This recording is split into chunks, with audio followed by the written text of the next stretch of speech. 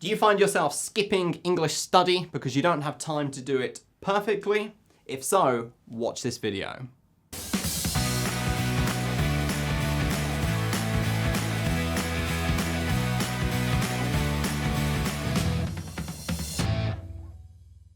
Hello, I'm Julian Northbrook from doingenglish.com, here to help you master the English language with less stress, less hassle, fewer headaches, and dare I say, a whole lot more fun. I am just done with a rather intense workout, and damn, I feel good. You know what? If I do say so myself, I'm looking pretty good as well. But go back a year or so, and things were quite different. When I quit my day job and I made Doing English my full-time job, I went from being on my feet, teaching classes all day, every day, to sitting in front of the computer all day, every day. Very quickly, I got unhealthy and fat. Not many people really noticed. A few commented that my cheeks were looking a little chubby. But for the most part, unless you saw my massive belly, you wouldn't have realised how fat I actually got. I was running every day, but that wasn't helping with the massive tire of fat around my waist, or with the total lack of upper body strength, or the bad slouched over posture that was giving me back pain. So eventually I did the sensible thing and I bought in an expert. I hired a personal trainer, Phil, lovingly known as Phil the Cunt, because that's what he is, to work with me over a 3-month period to teach me everything that I needed to know and to beat me into shape. Phil put together a routine for me that I could follow, and after the 3 months with him were up, I just kept at it by myself. For a while, everything was hunky-dory, until I made the decision to move to Ireland. Now you might be wondering what that has got to do with anything. But you see, as part of that move, we realised that we would need to get rid of most of our stuff, because we just can't take it with us. And it just happened that I've got a mate over the road who wanted a workout bench and a set of weights. So rather than faff around putting them on eBay later, I thought, screw it, and I just gave them to him. No problem, I thought. I'll just go to the gym down the road instead. Ha ha ha ha. Yeah. Like that's gonna happen. What actually happened was I stopped working out completely and began to regress to the mean. Waist size starts to go up, posture goes down. Before I know it, I'm feeling like shit again. But you see, here's the thing.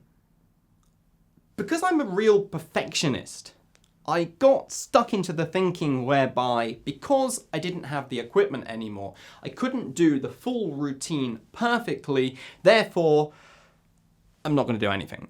Which is stupid, stupid, stupid.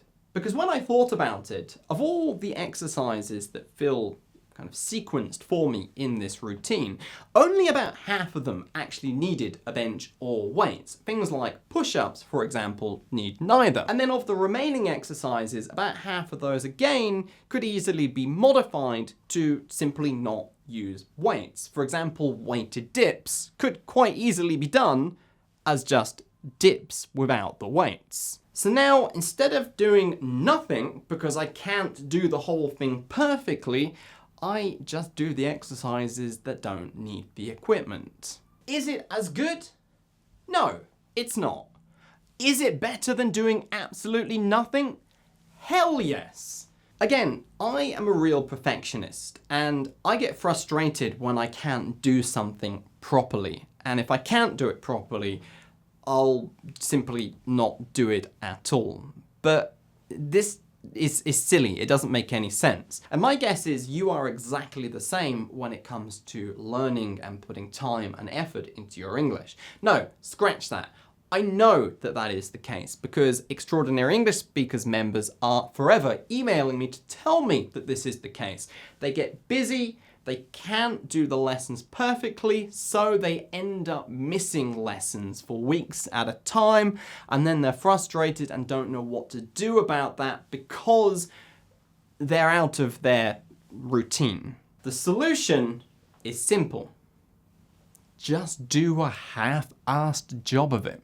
Something done is better than nothing done perfectly.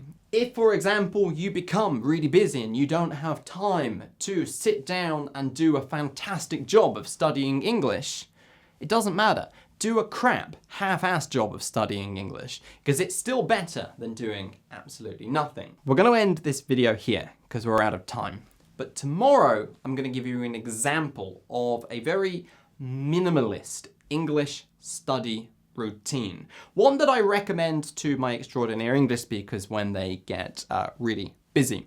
But it's something that you can do with minimal time and minimal resources. And in fact, you can do it whilst you do other things. So you actually don't even need to find any extra time in your day-to-day routine anyway.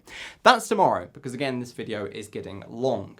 That then is me, Julian Northbrook, signing off from another video. If you're new to the channel, subscribe. If you found this video useful, thumbs up. If you hated it, bash that thumbs down button now. And if you're interested in becoming an Extraordinary English Speakers member, click on the link in the description. Thank you, and goodbye.